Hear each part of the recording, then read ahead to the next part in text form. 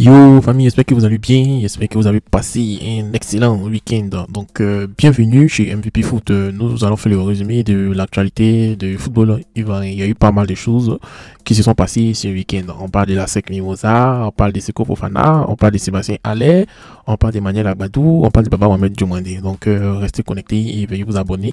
On va faire le journal des éléphants.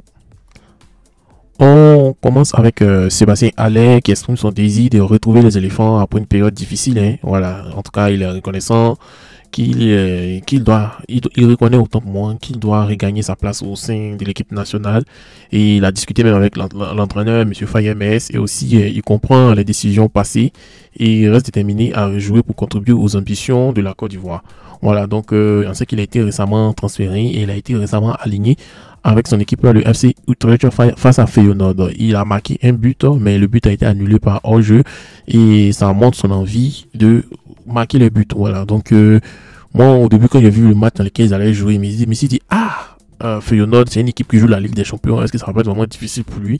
Heureusement que je vois que son équipe c'est une très bonne équipe, ça n'a rien à voir avec l'autre équipe qu'on connaît, l'équipe de Ligan, donc c'est une très bonne chose. Donc je me pose une question, je me demande comment Sébastien Haller peut-il retrouver son niveau optimal et convaincre le sélectionneur de lui donner une place en équipe nationale, parce qu'on voit pas mal de joueurs comme Ivan Guessan, Bayo Vakoun, Latela, très performant comparé à lui.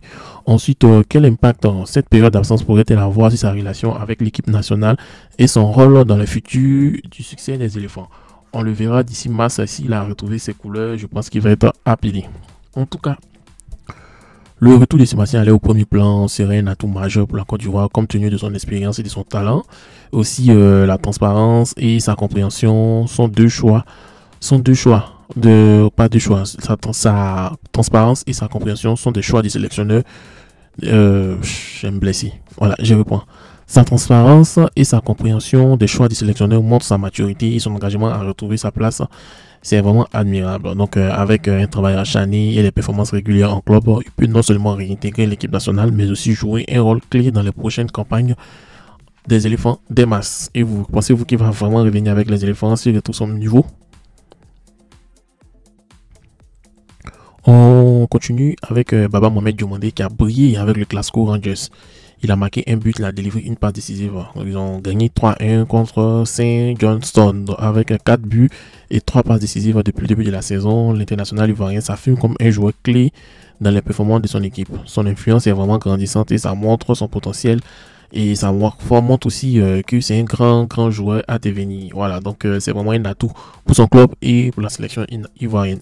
En tout cas, moi je me demande aussi comment Mohamed Diomandé peut-il maintenir sa régularité et devenir un leader offensif ou un incontournable dans le milieu du terrain au sein de son club, et aussi quelle stratégie devait-il adopter pour maximiser son impact et consolider sa place en équipe nationale ivoirienne.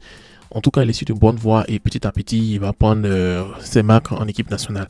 On a tous vu comment est-ce que Franck Kessié est rentré en équipe nationale et je pense que ça va être pareil avec Mohamed Diomandé. Au fur des ans, au fur et à mesure que les rassemblements vont continuer, il va prendre sa marque et on va voir ce que ça va donner. Bon, en tout cas, sa polyvalence et son efficacité sont des atouts majeurs pour son équipe, le Glasgow Rangers, et aussi pour l'équipe de Côte d'Ivoire. S'il continue sur cette lancée, il pourrait non seulement attirer l'attention des clubs plus prestigieux, donc comme les clubs de Première Ligue, mais aussi jouer un rôle crucial dans les ambitions des éléphants. Mais pour franchir un palier, il va devoir maintenir une constance dans ses performances et travailler sur des qualités physiques et mentales pour faire face à des défis encore plus hauts. On continue avec Nicolas Pepi qui a repris l'entraînement collectif avec Villarreal 2 mois après avoir été arrêté par une blessure. Voilà. Donc c'était dans le mois de novembre et son retour, c'est une étape importante pour l'international ivoirien qui espère retrouver rapidement son meilleur niveau et aussi continuer sur sa lancée. Son retour pourrait renforcer l'attaque de Villarreal et augmenter ses chances de réintégrer la sélection ivoirienne. Ouais, donc on se pose des questions, on se demande est-ce que autant pour moi, comment Nicolas Pepe peut-il retrouver son rythme compétitif après une absence prolongée due à une blessure, et aussi quel défi Villarreal devait relever pour intégrer efficacement dans son schéma tactique et maximiser son impact. Donc je pense qu'il va rentrer graduellement, doucement, et on va voir son impact. En tout cas, Son retour, c'est une bonne nouvelle pour Villarreal et les supporters ivoiriens. Mais il devra gérer avec prudence sa reprise pour éviter une rechute et retrouver progressivement sa meilleure forme. Avec une bonne préparation et un temps de jeu croissant, il pourrait redevenir un joueur clé pour son club et pour les éléphants en vue des prochaines échéances.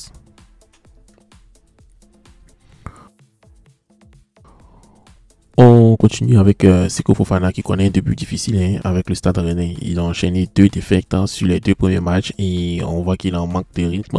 Et aussi, un international ivoirien peine à s'imposer et à retrouver son influence habituelle au milieu du terrain. C'est vraiment un début délicat qui soulève des interrogations sur son intégration dans l'équipe et sa capacité à contribuer rapidement au succès du club. Donc, comment Seko Fofana peut-il retrouver rapidement son meilleur niveau de jeu et ce qui doit être adapté au système de Rennes? Je pense que donc, quand il laisser un peu de temps, peut-être un mois comme cela, il va retrouver son rythme et il va redevenir le Seko Fofana dont on connaît. Aussi, on voit aussi que son début vraiment difficile, mais c'est sans doute lié à son manque de rythme et une période d'adaptation est inévitable dans son nouveau club. Cependant, il est essentiel qu'il monte en puissance rapidement pour éviter une pression accrue de la part des supporters et de son entraîneur. Avec sa qualité technique et son expérience, il pourrait devenir un élément clé du Stade Rennais si l'équipe lui offre un environnement propice à son épanouissement.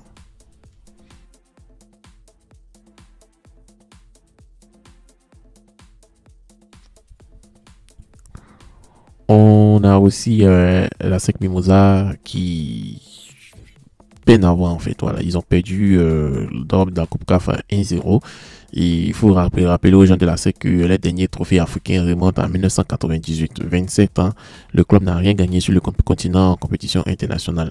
Au moment où on se parle, ils sont au bord de l'élimination. Donc toute la semaine, on va prier les dieux du football pour sauver les Mimos.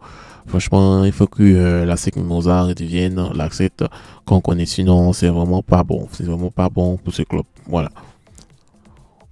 On va terminer avec Emmanuel Agbadou qui a fait un très bon match avec Wolverhampton. Il a été fraîchement recruté et il a inauguré ses nouvelles couleurs de la meilleure des manières. Il a été titulaire contre Bristol le samedi en FA Cup. Il a été solide défensivement en contribuant à la victoire de son club. Voilà, il a joué 90 minutes, il a effectué 4 dégagements, il a touché 87 fois le ballon, donc c'est un ballon par minute. Il a réussi ses passes à 85% des passes réussies et il a tenté beaucoup de passes en profondeur. Ça, ce sont ses qualités. Et 15 sur 15 passes en profondeur, 9 ont réussi.